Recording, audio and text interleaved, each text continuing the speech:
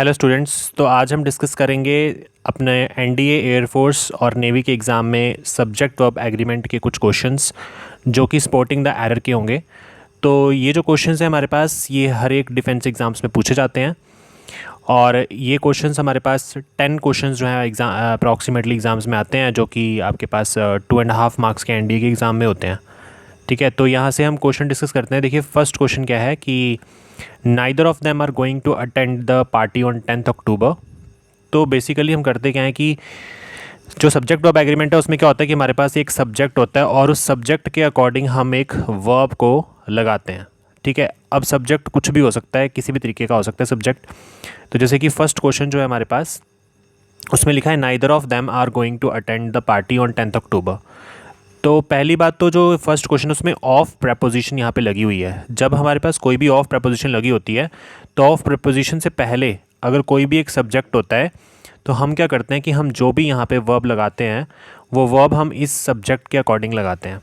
अब यहाँ पे हमारे पास जो सब्जेक्ट है वो नाइदर है, तो नाइदर सब्जेक्ट के अकॉर्डिंग हम जो है अपनी इंग्लिश ग्रामर के अंदर नाइदर के अकॉर्डिंग हमेशा हम सिंगुलर वर्ब लगाते हैं। ठीक है, इतनी बात हमें पता होनी चाहिए कि हम नाइदर के अकॉर्डिंग हमेशा सिंगुलर वर्ब लगाते हैं। दूसरी बात, जो नाइदर है ये हमेशा हम 2 पर्सन्स के लिए ही यूज़ करते हैं, लेकिन अगर हमें कभी सेंटेंस में देम दिखाई दे तो हम देम के अकॉर्डिंग भी इसको लगा सकते हैं, क्योंकि देम में 2 पर्सन्स या 2 से ज़्यादा पर्सन्स भी हो सकते हैं। इस वजह से यहाँ पे नाइदर के अकॉर्डिंग सिंगुलर वर्ब आनी चाहिए थी, तो यहाँ पे आर की जगह हमारा राइट आंसर हो जाता इज़। तो इसलिए बी ऑप्शन यहाँ पे फर्स्ट क्वेश्चन का राइट आंसर था। सेकेंड क्वेश्चन की तरफ पढ़ते हैं। He walked 5 miles, which are really a great distance for a man like him who is not only old but also ill. तो he walked 5 miles यहाँ पे लिखा हुआ है। 5 miles के आगे which लगा हुआ है। जब भी हमें WH फैमिली से रिलेटेड कोई वर्ड दिख जाए, जैसे कि which हो गया या who हो गया या फिर whom हो गया, या इसके अलावा हमारे पास of which हो जाए, तो ये सारे के सारे हमारे पास पॉजेसिव प्रोनाउन नहीं, ये हमारे पास हो जाते हैं रिलेटिव प्रोनाउन। तो रिलेटिव प्रोनाउन जो हमारे पास होते हैं ये सारे के सारे WH फैमिली से ऑलमोस्ट स्टार्ट होते हैं। हाँ, इनके अलावा एक रिलेटिव प्रोनाउन और भी होता है जिसको हम दैट से डिनोट करते हैं। तो जैसे कि यहाँ पे विच लगा है, तो विच के बाद लिखा है आर। तो ये जो आर हमारे पास होता है ये विच के पीछे वाला जो वर्ड है, यानी कि 5 माइल्स, उसके अकॉर्डिंग यहाँ पे लगा हुआ है। तो इसलिए यहाँ पे 5 माइल्स के अकॉर्डिंग आर तो ठीक है, लेकिन आगे जैसे ही हम सेंटेंस को पढ़ते हैं तो लिखा है रियली अ ग्रेट डिस्टेंस। तो जब हमारे पास रियली अ ग्रेट डिस्टेंस लिखा है तो ग्रेट डिस्टेंस जो है वो अपने आप में एक पर्टिकुलर डिस्टेंस की बात हो रही है, यानी कि कलेक्टिवली एक डिस्टेंस की बात हो रही है। जब भी कलेक्टिवली एक डिस्टेंस की बात होती है तो उस केस में हम सिंगुलर वर्ब लगा देते हैं, तो आर की जगह यहाँ पर हम इज़ का यूज़ करेंगे। ठीक है, जैसे फॉर एग्ज़ाम्पल अगर मैं कहूँ कि 10 miles is a long distance to cover. 10 miles is a long distance to cover।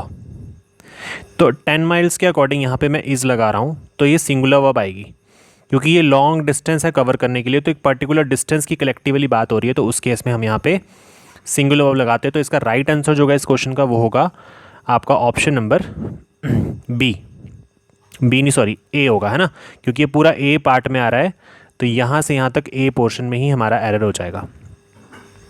उसके बाद नेक्स्ट क्वेश्चन की बात करते हैं।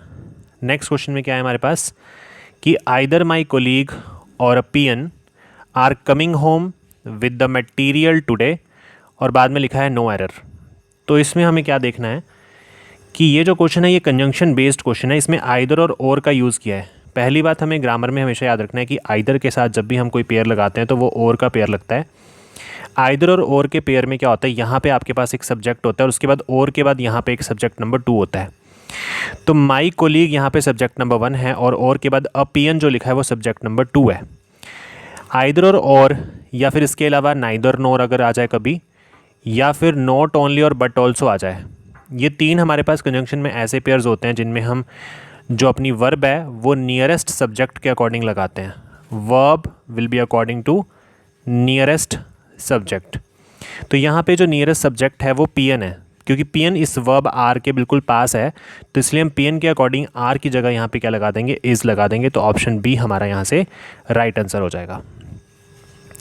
इसी तरीके से आगे बढ़ते हैं और जो नेक्स्ट क्वेश्चन है हमारे पास वो है the rise and fall of the tide are due to the lunar influence and last one में क्या दे रखा है, नो एरर। तो इसमें हम क्या करेंगे कि राइज एंड फॉल दो सब्जेक्ट हैं, राइज और उसके बाद है क्या सब्जेक्ट नंबर 2। अगर सब्जेक्ट नंबर 1 के आगे आर्टिकल द लगा है और उसके बाद यहाँ पे एक वर्ब लगी हो, तो अगर एक ही सब्जेक्ट के आगे एक बार आर्टिकल है तो मतलब वो आपका सिंगुलर सब्जेक्ट काउंट होगा। क्या काउंट होगा? सिंगुलर सब्जेक्ट काउंट होगा। ठीक है, यानी कि जो राइज एंड फॉल है वो टाइड का है, दोनों ही जो टाइड है उसी का ही राइज है उसी का ही फॉल है, और ये सिंगुलर सब्जेक्ट की तरह ट्रीट होता है। अगर 2 बार आर्टिकल होता, जैसे ऐसे होता the rise and the fall, तो फिर वहाँ पे प्लूरल वर्ब लग जाती है, लेकिन इस केस में एक आर्टिकल है तो सिंगुलर वर्ब आएगी, आर की जगह is. So right answer is option number B. Next, उसके बाद है हमारे पास many a man have succumbed to this temptation, no error. तो इस टाइप के क्वेश्चंस में क्या होता है कि जैसे हम नॉर्मली जब पढ़ते हैं तो हमें पता है कि मैनी के साथ हम हमेशा प्लूरल लगाते हैं मैन, या फिर मान लो अगर मैंने मैनी लिखा तो मैनी के साथ मैं क्या लगाऊंगा, स्टूडेंट्स लगाऊंगा। लेकिन अगर कभी हमारे पास मैनी के साथ एक आर्टिकल आ जाए तो उसके बाद हम सिंगुलर यूज़ करेंगे सब्जेक्ट मैनी अ मैन, या मान लो स्टूडेंट है तो हम यूज़ करेंगे मैनी अ स्टूडेंट यूज़ करेंगे। ठीक है, तो अगर अ आर्टिकल आ जाए तो हम क्या करते हैं उस केस में सिंगुलर वर्ब को यूज़ करते हैं। ये बात आपने याद रखनी है। ये क्वेश्चन जो है ये हमारे स्कूल लेवल में 10th क्लास में CBSE जैसे बोर्ड होता है तो उसमें भी कई बार पूछ लेता है एरर्स के क्वेश्चंस में। तो यहाँ पे हैव की जगह क्या आ जाएगा, हमारे पास हैज़ का यूज़ होगा, तो error should be in the part B. अब बढ़ते हैं अपने नेक्स्ट क्वेश्चन की तरफ। नेक्स्ट क्वेश्चन है क्वेश्चन नंबर 6। क्वेश्चन नंबर 6 में कहा गया है कि आपके पास the introduction of tea, coffee and such other beverages have not been without some effect. तो मैंने अभी बताया था कि जो ऑफ प्रेपोजिशन होती है, ऑफ के पहले जो भी सब्जेक्ट होगा हमेशा वर्ब उसके अकॉर्डिंग होती है। तो डिपेंड करता है कि ऑफ के पहले कौन सा सब्जेक्ट है। यहाँ पे द इंट्रोडक्शन सब्जेक्ट है ऑफ के पहले, उसके आगे लिखा है T, coffee and such other beverages, और यहाँ पे लगी है वर्ब हैव। तो हमें T, coffee and such other beverages के अकॉर्डिंग वर्ब नहीं लगानी है, हमें जो वर्ब लगानी है वो इंट्रोडक्शन के अकॉर्डिंग लगानी है। इंट्रोडक्शन अपने आप में एक सिंगुलर सब्जेक्ट है तो हमें हैव की जगह क्या लगाना पड़ेगा, हैज़ लगाना पड़ेगा, वही हमारा राइट आंसर हो जाएगा। तो आपका आंसर है ऑप्शन नंबर सी। तो आई होप आपको ये लेक्चर समझ आया होगा जो कि है सब्जेक्ट वर्ब एग्रीमेंट पे। ठीक है, तो इसी तरीके के क्वेश्चन आपसे डिफेंस के एग्जाम्स में पूछे जाते हैं, तो इसको एक बार अच्छे से देख लेना, बाकी हम नेक्स्ट क्लास में डिस्कस करेंगे। Thank you.